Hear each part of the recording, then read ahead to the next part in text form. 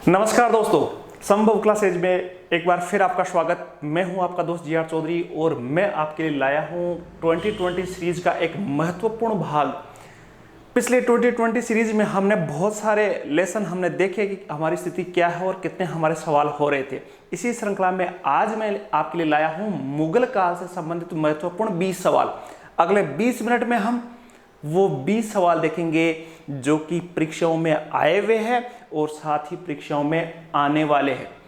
एक एक के सवाल, 5-5 सवाल, 6-6 सवाल को समाहित किए हुए हैं। इसलिए इन सवालों को देखने के बाद आप उस टॉपिक में उस सवाल की पूरी डिटेल आपको पता होनी चाहिए, क्योंकि उन्हीं के इर्द गिर्द ज़्यादातर सवाल पूछे जाते हैं। 20 सवाल है, 20 के जवाब आप देने की कोशिश करना और मैं अपेक्षा करता हूं कि आपके 20 में से 20 सही हो। तो चलो हम देखते हैं, फटाफट पहले सवाल से स्टार्ट करते हैं कि पहला सवाल क्या पूछ रहा है। आपकी स्क्रीन पे पहला सवाल आ रहा है। पहला सवाल मुगल काल का इस प्रकार है कि मुस्लिम शासिका, एक मुस्लिम शासिका थी, प्रसिद्ध मुस्लिम शासिका चांद बीवी किस राज्य से संबंधित थी? यह है आपका पहला सवाल। ऑप्शन भी आपकी स्क्रीन पे है। पहला है अहमदनगर, दूसरा है मालवा, तीसरा है कालिंजर, चौथा है असीरगढ़। 4 ऑप्शन आपकी स्क्रीन पे है। वीडियो को पॉज करके सोचो आप कि चांद बीवी, मैं उसको आप साथ में बताता चलूं कि मुगल काल में 2 महत्वपूर्ण महिला शासिकाएं थी, उनसे संबंधित काफ़ी बार सवाल पूछे गए। तो चांद बीवी किस राज्य से संबंधित थी, इसके बारे में डिटेल बताना। इसका अकबर से युद्ध हुआ था और काफ़ी वीर महिला थी, वीरांगना थी। अब मैं उत्तर आपको इसका बता देता हूं। ये मुस्लिम शासिका थी अहमदनगर की। अहमदनगर से संबंधित भी थी और बीजापुर से संबंधित भी थी, लेकिन इसमें बीजापुर नाम नहीं है, अहमदनगर से। अहमदनगर पर जब अकबर ने हमला किया था तो उसका बड़ी मजबूती से सामना किया था चांद बीवी ने, इसलिए ये प्रसिद्ध है।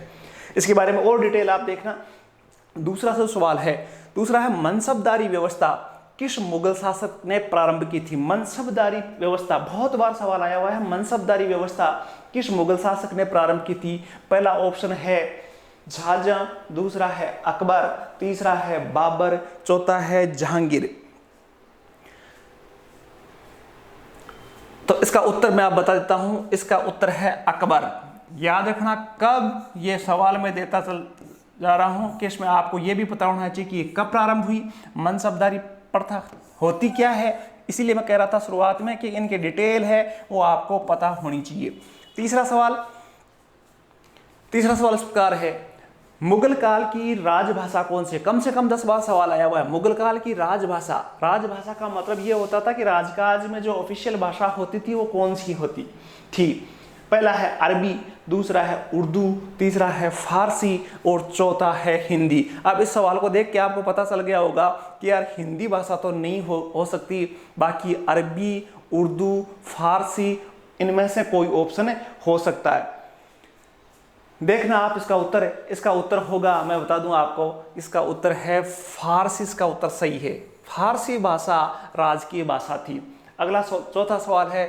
चौथा सवाल इस प्रकार है, मुगल वंश का अंतिम शासक कौन था? काफी इजी सवाल है। मुगल काल का अंतिम शासक कौन था? ऑप्शन आपकी स्क्रीन पे है। शाह आलम सेकंड, दूसरा है आलमगीर सेकंड, तीसरा है अकबर सेकंड और चौथा है बहादुर शाह सेकंड। कौन सा इसका उत्तर होगा देखना आप और उसका बताना। आप सबको पता है कि मुगल वंश का अंतिम शासक था बहादुर शाह जफर। 5वां सवाल है, पानीपत का प्रथम युद्ध कब हुआ था? आप सबको पता है कि पानीपत का प्रथम युद्ध बाबर और इब्राहिम लोदी के मध्य हुआ था, लेकिन इसमें सवाल में आपसे पूछा गया है कि ये युद्ध कब हुआ था। ऑप्शन ए है 21 अप्रैल 1527 को, ऑप्शन बी है 21 अप्रैल 1526 को, ऑप्शन सी है 20 अप्रैल 1527 को और ऑप्शन डी है 15 अप्रैल 1528 को।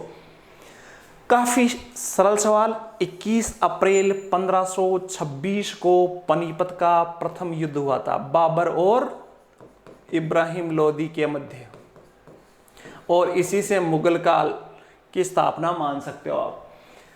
छठा सवाल इस प्रकार है, शेरशाह को महान शासक क्यों माना जाता है, उन्होंने कौन सा ऐसा काम किया था जिसकी वजह से शेरशाह को याद किया जाता है या शेरशाह को महान माना जाता है। ऑप्शन ए है उसकी हुमायूं के विरुद्ध विजय के कारण, ऑप्शन बी है श्रेष्ठ सैन्य नेतृत्व के कारण, ऑप्शन सी है प्रशासनिक सुधार के कारण, ऑप्शन डी है धार्मिक सहिष्णुता के कारण। ऐसा कौन सा कारण था जिसकी वजह से शेरशाह को महान माना जाता है। आ गया होगा, काफ़ी सरल है ये सवाल भी। ये है प्रशासनिक सुधार। शेरशाह ने बहुत सारे प्रशासनिक सुधार किए थे। वैसे ये सवाल मुगल काल में माना जाएगा, बीच में शेरशाह का अफगान शासक था, ये मुगल नहीं था, लेकिन फिर भी ये मुगल काल से संबंधित सवाल है और इसका उत्तर होगा प्रशासनिक सुधार के कारण। 7वां सवाल है, गुरु अर्जुन देव किसके समकालीन थे। सिखों के 5वें धर्मगुरु अर्जुन देव 5वें, ये नंबर भी आपको आना चाहिए। सिखों के जो जितने भी गुरु हुए उनके नंबर आने चाहिए, उनकी उपलब्धियां आनी चाहिए, उनके कार्य आने चाहिए। और इसी में पूछा गया कि गुरु अर्जुन देव किसके समकालीन थे। पहला ऑप्शन है बाबर के समकालीन, दूसरा ऑप्शन है जहांगीर के समकालीन, तीसरा ऑप्शन है शाहजहां के समकालीन और चौथा है बहादुर शाह के समकालीन। इनमें से कौन सा होगा। मैं आपको बता दूं कि गुरु अर्जुन देव की हत्या है इनमें से किसी शासक ने की थी, तो इनमें से कौन सा उत्तर होगा। अब मैं आपको उत्तर बताता हूं। गुरु अर्जुन देव थे जहांगीर के समकालीन। ये था आपका 7वां सवाल। हो सकता है 7 में से 7 सही हो। अब आप गिनते जाइए कि हमारे कितने सवाल सही हुए हैं और कौन से गलत हुए तो क्यों हुए। 8वां सवाल इस प्रकार है, हुमायूं का मकबरा कहाँ स्थित है। वैसे ऐसे मुगल काल से संबंधित स्थापत्य कला, साहित्य और स्थापत्य कला का एक अलग वीडियो आएगा, लेकिन फिर भी हुमायूं से संबंधित एक ये सवाल है कि हुमायूं का मकबरा कहाँ स्थित है। पहला ऑप्शन है दिल्ली में, दूसरा आगरा, तीसरा फतेहपुर सीकरी, चौथा है काबुल। देखो जितने भी शासक हुए उनके मकबरे भी काफ़ी महत्वपूर्ण है। कहाँ दफनाया गया, कहाँ उनका मकबरा बना हुआ है, तो वो भी काफ़ी महत्वपूर्ण है। यहाँ पूछा गया है हुमायूं का मकबरा। हुमायूं के मकबरा, बता दूं कि जो हुमायूं का मकबरा है वो काफ़ी प्रसिद्ध है और इसी मकबरा जो है वो ताजमहल का पूर्वगामी है। मतलब ताजमहल का निर्माण जो चारबाग शैली थी, एक शैली थी चारबाग, उस चारबाग शैली पर है और ताजमहल भी इसी शैली पर आधारित है। तो पूर्वगामी है हुमायूं का मकबरा। और इसका उत्तर क्या होगा। इसका उत्तर है दिल्ली में दीनपना जो जगह है वहां हुमायूं का मकबरा है। 9वां सवाल इस प्रकार है, किस युद्ध की जीत के बाद शेरशाह ने दिल्ली में अफगान सत्ता की स्थापना की थी। वह कौन सा युद्ध था, उसके बाद में शेरशाह ने दिल्ली पर अधिकार कर लिया था। पहला ऑप्शन है बिलग्राम का युद्ध, दूसरा ऑप्शन है कालिंजर का युद्ध, तीसरा ऑप्शन है चौसा का युद्ध, चौथा ऑप्शन है घाघरा का युद्ध। कौन सा ऐसा युद्ध था। आपको हिंट में बता दूं कि ये युद्ध हुआ था 1540 में। आपको साल भी याद होना चाहिए। इसका उत्तर होगा बिलग्राम का युद्ध। 1540 का जो बिलग्राम का युद्ध था उससे दिल्ली पर अफगान सत्ता स्थापित हो गई थी। इससे संबंधित हुमायूं और शेरशाह के जितने भी युद्ध हुए थे उन युद्धों को आपको एक क्रम से, सीक्वेंस से पता होना चाहिए। एक सवाल आगे आएगा भी। 10वां सवाल इस प्रकार है, मुगल प्रशासन में महोत्सव क्या था। मुगल प्रशासन से सल्तनत का ले लो, चाहे गुप्त का ले लो, चाहे मौर्य का ले लो, उनकी प्रशासनिक शब्दावली आपको आनी चाहिए और इन्हीं में से मुगल काल की प्रशासनिक शब्दावली भी आपको आनी चाहिए। तो इसमें पूछा गया है कि महोत्सव एक पद होता था, वो क्या था। इसमें पहला ऑप्शन है सेना का अधिकारी था, दूसरा था विदेश विभाग का प्रमुख था, तीसरा था लोक आचरण अधिकारी था, चौथा था पत्र व्यवहार विभाग का अधिकारी था। ऐसा कौन सा अधिकारी को महोत्सव कहा जाता था। मैं बता दूं, इसका उत्तर होगा लोक आचरण अधिकारी। इसमें जनता के आचरण को ध्यान में रखा जाता था मुगल काल में महोत्सव, और इसका काम था कि लोग शरीयत के विरुद्ध काम नहीं करे, इसलिए इस अधिकारी को महोत्सव कहा जाता था। ये थे आपके 10 सवाल। आशा है 10 के 10 सही होंगे। नहीं हो रहे हैं, जुड़े रहो हमारे साथ ही वीडियो को शेयर, सब्सक्राइब और लाइक करना ना भूले और कमेंट करके मुझे बताओ कि आपका स्कोर क्या रह रहा है। 11वां सवाल है, हुमायूं द्वारा लड़े गए, अभी मैं बात कर रहा था कि हुमायूं और शेरशाह के जो मध्य युद्ध थे वो काफ़ी महत्वपूर्ण युद्ध थे, उनको याद रखना है। यहाँ पूछा गया है हुमायूं द्वारा लड़े गए युद्धों को सही क्रम से व्यवस्थित कीजिए। पहला ऑप्शन है, देखो 4 युद्धों का जिक्र आया है, एक दौरा, एक चौसा, एक कन्नौज, एक सरहिंद, एक बिलग्राम। इस प्रकार के युद्ध जो महत्वपूर्ण थे उनमें से कौन सा सही होगा। पहला युद्ध हुआ था दौरा का, देवरा का भी बोलते हैं, दौरा का युद्ध। ये हुआ था 1531 में। किसके साथ हुआ था, ध्यान रखना। फिर हुआ था चौसा का युद्ध, ये हुआ था 1539 में। फिर हुआ था कन्नौज का युद्ध, ये हुआ था 1540 में, अभी जिक्र आया इसका। और उसके बाद में हुआ था सरहिंद का युद्ध, जिसके बाद में हुमायूं ने वापस सत्ता हासिल की थी, ये हुआ था 1555 में। तो ये चारों युद्ध आपको याद रखना है, इसका उत्तर होगा बी। 12वां सवाल इस प्रकार है, निम्न में से किस इतिहासकार ने शाहजहां के काल को मुगल काल का स्वर्ण युग कहा है? ऐसा कौन सा विद्वान था जिसने शाहजहां के काल को मुगल काल का स्वर्ण युग कहा है? ऑप्शन ए है V.A. स्मिथ, ऑप्शन बी है J.N. सरकार, ऑप्शन सी है A.L. श्रीवास्तव, ऑप्शन डी है इनमें से कोई नहीं। तो लगभग हम सोच लेते हैं कि इनमें से कोई नहीं, कई बार सवाल पूछ भी लेते हैं इनमें से कोई नहीं, तो इनमें से कोई नहीं भी हो सकता है, लेकिन आपको सोचना है। यहाँ आपको आइडिया जरूर आ रहा होगा कि इनमें से कोई नहीं तो नहीं होगा। अब मैं बता देता हूँ, इसका उत्तर होगा A.L. श्रीवास्तव ने कहा था कि शाहजहां का काल, क्योंकि शाहजहां के काल में स्थापत्य कला का काफी विकास हुआ था और इसी वजह से A.L. श्रीवास्तव ने उसको स्वर्ण काल कहा था। ये था 12वां सवाल। 13वां सवाल इस प्रकार, अकबर ने सर्वप्रथम किस वंश के साथ, किस राज्य के साथ, किस वंश के साथ वैवाहिक संबंध स्थापित किए थे? ऑप्शन ए है बुंदेलों से, ऑप्शन बी है कछवाओं से, ऑप्शन सी है राठौड़ों से, ऑप्शन डी है सिसोदियों से। ऐसा मुगलों ने या अकबर ने वैवाहिक संबंध किसके साथ सबसे पहले किया था? इसका उत्तर बहुत ईजी है, ये है कछवाओं के साथ। जयपुर के कछवा थे, उनके साथ सबसे पहले वैवाहिक संबंध स्थापित किया था अकबर ने। 14वां सवाल इस प्रकार है, औरंगजेब के दक्षिण में, औरंगजेब का जो दक्षिणी अभियान काफी महत्वपूर्ण था। औरंगजेब का दक्षिणी अभियान आपको पढ़ना ही पढ़ना चाहिए, डिटेल से पढ़ना चाहिए, उनमें से सवाल पूछे जाते हैं। औरंगजेब के दक्षिणी अभियान में किन दो राज्यों पर उन्होंने अधिकार किया था, विजित किया था? ऑप्शन ए है अहमदनगर और बीजापुर, ऑप्शन बी है बिदर और बीजापुर, ऑप्शन सी है बीजापुर और गोलकुंडा, ऑप्शन डी है गोलकुंडा और अहमदनगर। कौन सा इसमें से उत्तर होगा? वो कौन से दो राज्य थे जिसके दक्षिणी अभियान में औरंगजेब ने विजित किया था? और इसका उत्तर होगा बीजापुर और गोलकुंडा। देखते हैं 15वां सवाल किस प्रकार है। 15वां सवाल है, मुगल प्रशासन में जिले को किस नाम से जाना जाता था? मुगल जो प्रशासनिक व्यवस्था थी उसमें जिले को किस नाम से जाना जाता था? ऑप्शन ए आपकी स्क्रीन पे है आहार, ऑप्शन बी है दस्तूर, ऑप्शन सी है सूबा, ऑप्शन डी है सरकार। इनमें से कौन सा ऑप्शन होगा जो जिले के लिए काम में लिया जाता? जिले के लिए कौन सा शब्द काम में लेते थे? अब मैं बता देता हूं, इसका उत्तर होगा सरकार कहा जाता था। जिले को क्या कहा जाता था? सरकार कहा जाता था। तो मुगलकालीन प्रशासनिक शब्दावली की बात कर रहा था, वो आपको आनी चाहिए। अब देखते हैं 16वां सवाल। 16वां सवाल है धर्मत का युद्ध। धर्मत का युद्ध जो 1658 में हुआ था, निम्न में से किसके बीच लड़ा गया था? ऑप्शन ए है मोहम्मद गौरी और जयचंद के बीच में, ऑप्शन बी है बाबर और अफगानों के बीच में, ऑप्शन सी है औरंगजेब और दारा सिखों के बीच में, ऑप्शन डी है अहमद शाह दुरानी और मराठाओं के बीच में।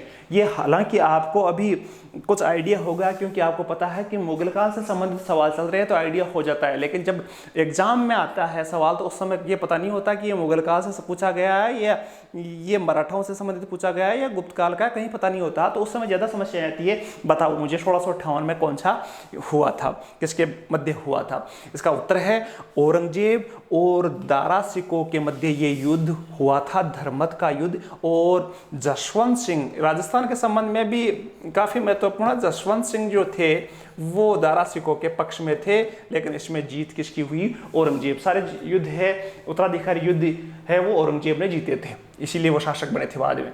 17वां सवाल है, दहशाला बंदोबस्त किससे संबंधित है? बहुत महत्वपूर्ण। जिस पर मनसबदारी व्यवस्था है, वैसे दहशाला बंदोबस्त भी काफी महत्वपूर्ण है, काफी महत्वपूर्ण है, इंपॉर्टेंट है। ये किससे संबंधित है? बीरबल, अबुल फजल, टोडरमल, मुल्ला दो प्याजा। एक और बात याद रखना आप कि जो अकबर के नवरत्न थे उनको भी आपको याद रखना है कि अकबर के दरबार में नवरत्न कौन कौन से थे और किस किस से संबंधित थे, ये भी याद रखना। लेकिन यहाँ पर पूछा है दहशाला बंदोबस्त। दहशाला का मतलब होता है 10 साल। दहसाल का मतलब होता है 10 साल।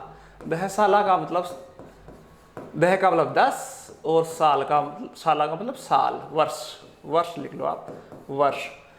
तो 10 वर्ष का बंदोबस्त था और इसका उत्तर होगा टोडरमल। क्योंकि ये दहसाला व्यवस्था की गई थी, वित्त से संबंधित थी, राजस्व से संबंधित थी, और इसमें टोडरमल ने एक व्यवस्था कायम की थी कि 10 साल में कृषि पर जितनी भी उपज होती है उसका औसत निकाल के उसको नकदी में बदलकर टैक्स लिया जाए। तो ये व्यवस्था थी दहसाला, और बाकी डिटेल से आपको इसको पढ़ना है।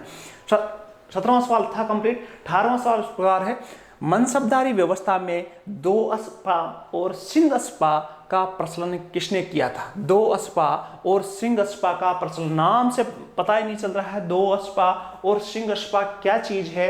इसका ऑप्शन ए है अकबर, ऑप्शन बी है जहांगीर, ऑप्शन सी है शाहजहां, ऑप्शन डी है औरंगजेब। इसको मैं बताने से पहले बता दूं कि दो अस्पा का मतलब था कि ये सैन्य सुधार था। पहले तो आपको समझना है कि ये सैन्य सुधार था। इसमें क्या था कि दो अस्पा का मतलब है कि एक सैनिक होगा, उसके पास घोड़े कितने होंगे? 2। सिंह अस्पा का एक घुड़सवार और घोड़े कितने उसके पास? 3। तो ये सिंह अस्पा था और ये दो अस्पा था। तो दो अस्पा और सिंह अस्पा कि एक घुड़सवार, एक जो सैनिक होगा घुड़सवार, उसके पास घोड़े कितने होंगे, इसी व्यवस्था का आधार पर था। और इसकी पूछा गया है प्रचलन किसने किया था? इसका उत्तर होगा जहांगीर। जहांगीर ने इसकी शुरुआत की थी। 19वां सवाल देखते हैं फटाफट। खजवा का युद्ध में औरंगजेब ने किसको, देखो 3-4 सवाल आ गए हैं। औरंगजेब के जो उत्तराधिकार का युद्ध था, औरंगजेब किस प्रकार शासन सत्ता प्राप्त की थी, उससे संबंधित औरंगजेब ने किसको पराजित किया था? शुजा को, निसाब को, शहरयार को या चांद बीबी को? यहां औरंगजेब ने किसको पराजित किया था? तो यहां उत्तर आएगा शाह शुजा को इसमें पराजित किया गया था खजवा के युद्ध में। कब हुआ, कैसे हुआ, डिटेल इनकी 4 युद्धों की पढ़नी है आपको। हुमायूं के युद्ध और औरंगजेब के युद्ध काफी महत्वपूर्ण है। और अब देखते हैं लास्ट सवाल। लास्ट सवाल किस प्रकार है और आपके कितने बनते हैं टोटल? पुरंदर की संधि कब हुई थी? आप सबको पता है पुरंदर की संधि काफी मोस्ट है, काफी महत्वपूर्ण है। इसकी शर्तें भी याद रखना, जो शर्तें थी। पुरंदर की संधि किसके बीच हुई, कौन कौन से शासक थे, इसमें क्या क्या शर्तें थी, शिवाजी ने कौन सी मानी। तो ये पुरंदर की संधि कब हुई थी? इसका उत्तर आपको बता दूं, इसका उत्तर होगा ऑप्शन ए है 11 जून, ऑप्शन बी है 24 जून 1966, ये 11 जून 65 है, 24 मार्च 65 है और 30 अप्रैल 1667 है। कौन सा इसमें उत्तर होगा? इसका लास्ट में उत्तर बता दूं, 11 जून 1665 को पुरंदर की संधि हुई थी। ये शिवाजी और मुगलों के मध्य हुई थी और इसके बारे में डिटेल आपको पढ़नी है। ये थे आपके 20 सवाल और एक नया वीडियो जिसमें हम मुगल काल के साहित्य कला से संबंधित जो काफ़ी बार सवाल पूछे जाते हैं उनसे संबंधित सवाल लेकर मैं जल्दी हाजिर होऊंगा। लेकिन कमेंट करके मुझे ज़रूर बताना कि आपकी क्या स्थिति है। साथ ही इस वीडियो को शेयर ज़रूर करो ताकि सब लोगों को पता चल सके कि इस प्रकार के वीडियो में हमारी क्या स्थिति है। जल्दी आपके एग्जाम आने वाले हैं। एग्जाम के हिसाब से काफ़ी महत्वपूर्ण था। 20 सवाल आपके 20 मिनट लिए, लेकिन 20 मिनट में भी आपको आइडिया हो जाना चाहिए कि अपने सवालों की तैयारी कैसे करनी। जो कमियां हैं उनमें और सुधार करो और आशा करता हूं आपका जल्द सिलेक्शन हो। एक नए वीडियो के साथ फिर हाजिर होऊंगा। तब तक के लिए धन्यवाद। जय हिंद।